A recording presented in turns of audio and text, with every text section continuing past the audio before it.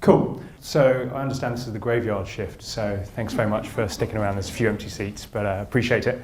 A little bit about me. My name is Fred, and I'm the General Manager for Uber in the UK expansion. So what does that mean? It means I'm responsible for all the cities that Uber's in the UK outside London, and my task is to grow those as big and as quickly and as profitably as possible, and also launch new cities. So it's super cool to be here because a week and 2 days ago we launched Southampton, which is the latest addition to our kind of portfolio. So we're now in 16 cities outside London in the UK, with more to come. So just a show of hands, who's used Uber? Awesome. About 50%. Cool. We can double our business here then. That's good. So what is Uber? Well, actually, first of all, we're not a transportation company, we're a technology company. And we've built a platform that can be accessed via two apps. One app for the rider, which is like kind of the passenger, and one for the driver that partners with us.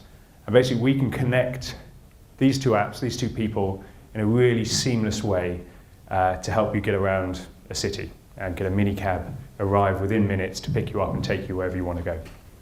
And because of the kind of the innovations we're bringing to that marketplace, we can make that connection much more efficient. And that delivers value and benefits to both parties. So if you're the rider, you can get a car that's cheaper, you can get one that's more reliable, so none of that call up the cab office, yeah, it's there in 5 minutes, 25 minutes, you're still waiting, where is he? He's just around the corner, and then he turns up, 40 minutes later, and you're like, what the hell's going on? So you get one much more reliable, and you get one much safer. And there's multiple things around that that the technology provides greater certainty and safety to the passenger. Then for the driver that partners with us, it also gives a load of benefits. So the first and foremost is it really empowers these individuals to be their own boss. So they can go online and drive whenever they want. There's no schedules, there's no shifts, there's no fixed hours. They can do 1 hour a day, they can do 20 hours a day. Actually, we'd probably catch them if they try to do 20 hours a day, 20 hours a week. And so they can really then drive with Uber in and around other commitments, whether it's a school run in the morning, looking after family, community, religious commitments. It's completely flexible. And so, as well as drivers that partner with us that do it as a full-time career, we often see a lot of people who fit it in around, say, studies. Students who need to fund their university, want to go through university without any debt. We might see firemen or other service personnel who do shift work, who want to top up and make a bit more extra cash on top of another job. So that's the first benefit. Second one is it's safer for them. Our system's cashless, so they don't have to worry about people running away without paying. They don't have to worry about holding loads of money late at night after a Saturday night and being the victim of crime. And because it's all cashless and frictionless, there's no arguments about the fare. And there's no confrontations with drunk people or aggressive people late at night. So for them, it's just hassle-free. And then the final thing is it's just fair and transparent. So they don't have to rely on a radio man giving them jobs. It's all done by the system. Everyone's treated fairly and equally. The driver that's closest to the customer requesting the trip gets offered the booking. And so they love that as well. Everyone's equal on the Uber platform. So this is kind of what it looks like. And in my intro, it kind of alluded to how simple it is. So if you're the rider, you download the app, take it out, you open up, you can see a map with a little pin of where you are. You can see all the available Ubers driving around you in real time, and kind of an estimate of how many minutes away they are. So you just tap a button, and you get a ride, and you'll see the car that's just confirmed your booking drive towards you in real time with an estimate of how many minutes away it is. And so you can stay in the pub, stay at home in the warm until you see your car, pull up outside, then put your coat on, then go outside. No hanging around on street corners, waiting for your car. Then when you kind of get in the car, let the guy know where you want to go, takes you on your trip, pretty straightforward. You can see the details, so you see a picture of the driver. You'll see their star rating, and I'll get onto that in a bit. See the make and model of the car, their first name. So you know that person coming to pick you up is fully licensed. You know that that's the vehicle that's meant to be driving you. You know that vehicle's got insurance, all the right documentation. We've done all the checks. So you can be super confident that it's not just a stranger pulling up. Then, after your ride, when you get out, we're a company that's obsessed by data and feedback.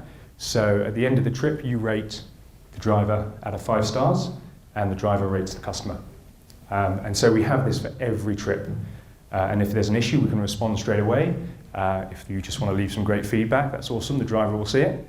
But it helps us just constantly improve safety, improve the service, act if any issues happen really quickly. And so, when you're doing many millions of trips a month, you just think about all those data points, how we continue to improve the service. So what is the Uber experience? Well, I've touched on a few of these things. So it's all about one tap and you've got a ride. Reliable pickups in the right place at the right time, no hanging about. Really clear pricing. So you can put the destination into the app. You can get an estimate of the rough cost of the trip beforehand, so you know exactly how much it's going to cost.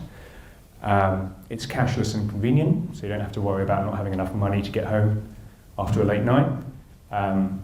It's always going to get paid. The whole feedback point, so it really matters, and we capture it every time, and we can respond to it. And then also, if you're sharing a ride with some friends who've also got the app, you can split the fare. So if there's 3 of you in the car, you just split the fare between you. No hassle, no finding that 20p to make it all add up. And it's super simple for the driver as well. So you can even make the cheaper fares even cheaper by just seamlessly splitting it. So a little bit about our kind of history. So there's all these kind of things. The story goes, once upon a time, in 2009 in Paris, our 2 co-founders, so that's Garrett Camp on the left and Travis Kalanick on the right. Travis is our current CEO. They were at the Web conference in Paris. They came out, it was snowy, it was cold, and for those of you who've been to Paris, it's damn hard to get a taxi in that city. And so they sit there and they're really frustrated, we can't get home, and just opposite them, the other side of the road, outside a hotel, they could just see all these limousines parked up, doing nothing, waiting for passengers.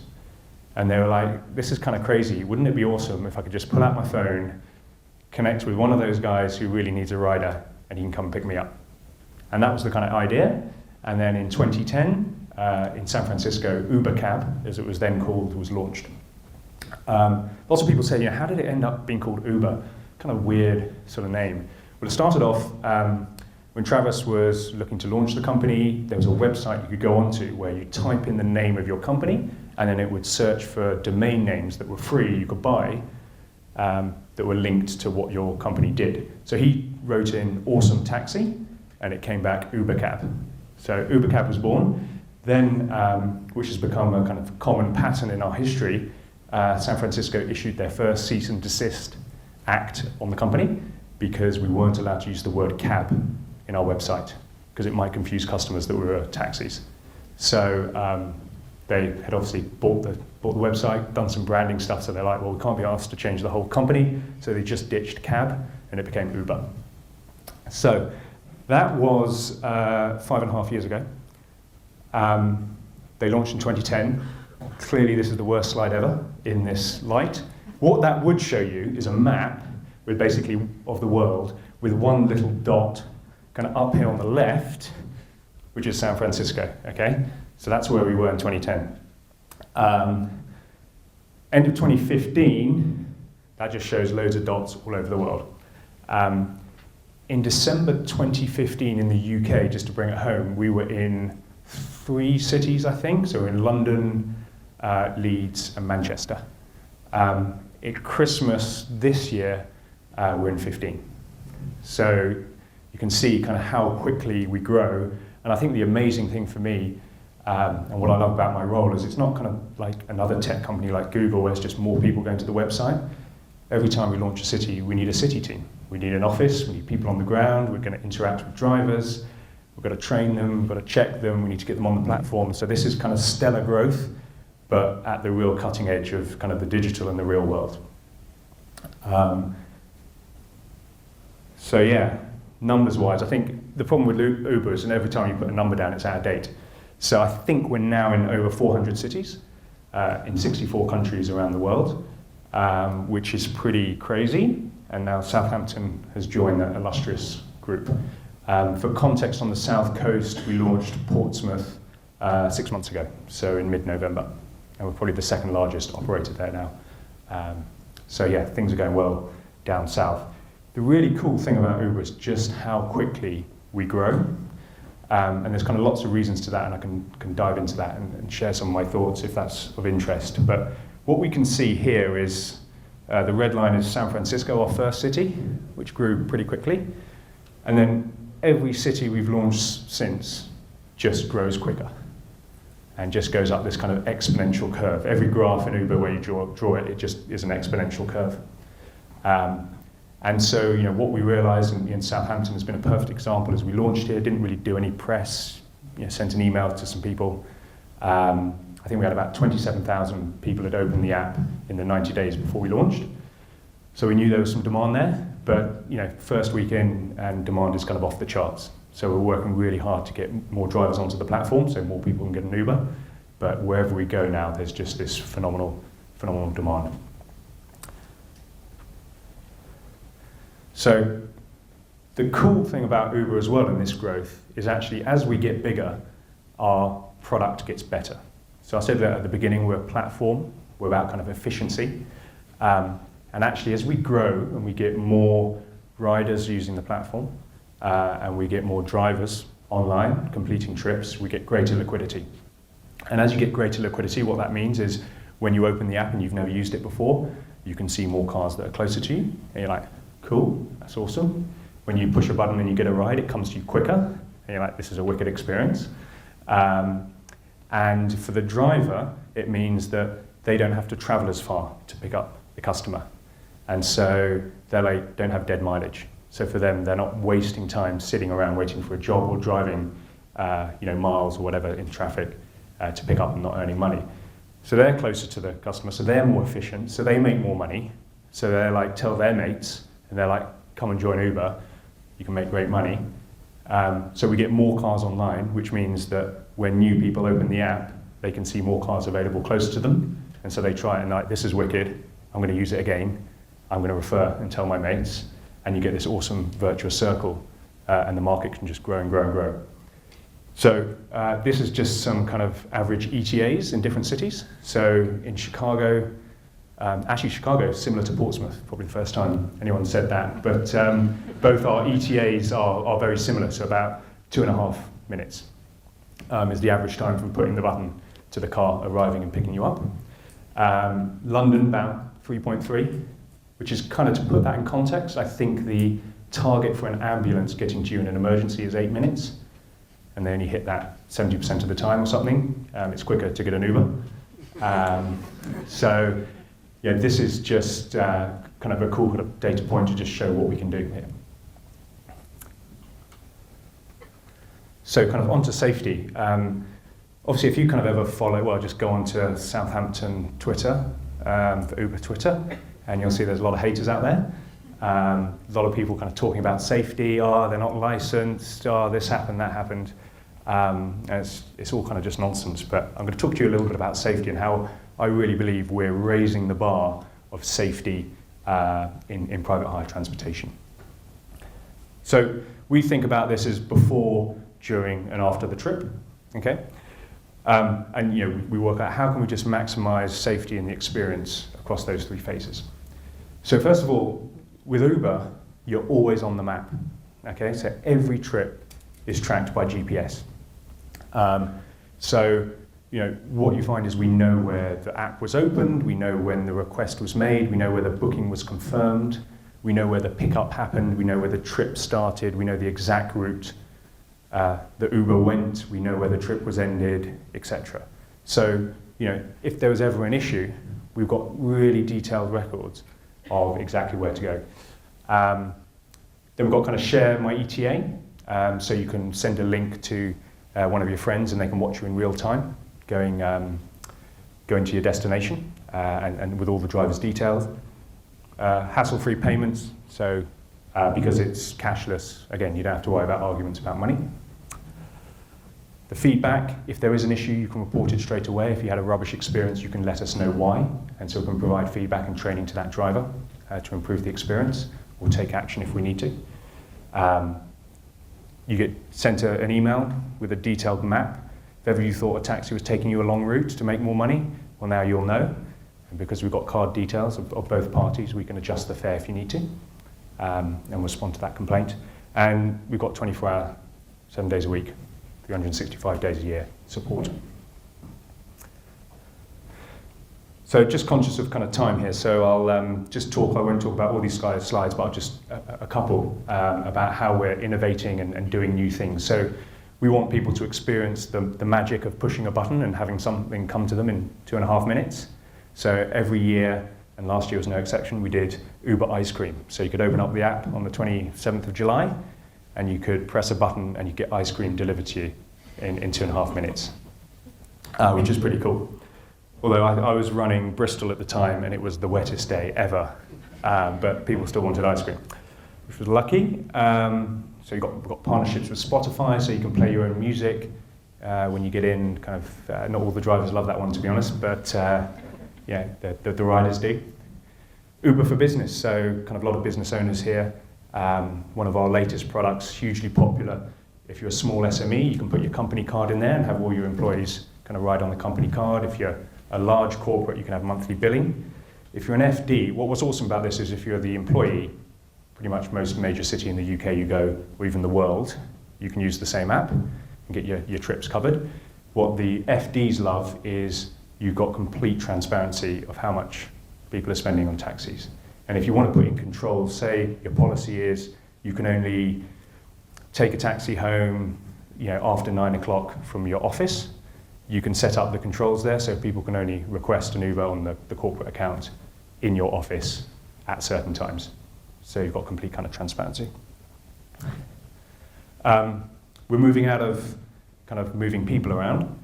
We've got products in other cities called Uber Rush. So this is like logistics, bike couriers wanting to get a package across town really quickly. You can do it with Uber Rush. And Uber Eats. So not yet launched in the UK, but this is all around getting food, your favorite food from restaurants, delivered to you within minutes as well. The most exciting innovation is something called Uber Pool. And this is where I think people don't realize just the fantastic impact that Uber can have on the world. So we've got this product in London, and it's all about car sharing, okay? But it's not kind of boring car sharing, which is like, oh yeah, I'm going to the city centre, anyone want to jump in and share a ride? It's kind of cool car sharing. So what happens is, driver starts off, picks up the first passenger on the way into town. On the way, another person who's going in the same direction hops in. They split the fare, share the ride, keep driving along. First passenger gets off. On the way to the drop-off point for passenger 2, third passenger gets in, split the fare again. Second passenger gets out, carries on to the third passenger's destination. Okay. And under this situation, 3 awesome things happen. So the first thing is the driver never stops. So he is like 100% efficient. So if he's 100% efficient, then the earning potential goes through the roof, right? And you can offset some of that earning potential then with the second cool thing, which is lowering fares even more. And then because you're splitting the fares, the cost of transportation becomes marginal. It'll be cheaper than getting a bus, owning a car, taking the tube. And then the third cool thing is just the impact on our cities and the environment. So you can take cars off the road, you can save on having duplicate cars, so congestion goes down, greenhouse gases go down. You don't need as many car parking spaces, right? So what if all the car parks were back and open green spaces? And so this is like a real change and impact that we're having. And so just in the typical month in San Francisco, just through Uber Pool, you can see the stats, 150,000 gallons of fuel are saved, 7.9 million miles driving saved, so there's cars off the road, and 1,400 metric tons of CO2 emissions prevented. So this is kind of real world impact. So when you think about Uber, it's just minicab firm, actually it's about solving some of the most difficult problems that our world faces, and it's happening now. Cool. That was a whirlwind tour through Uber. I think I'm on time. Thank you very much.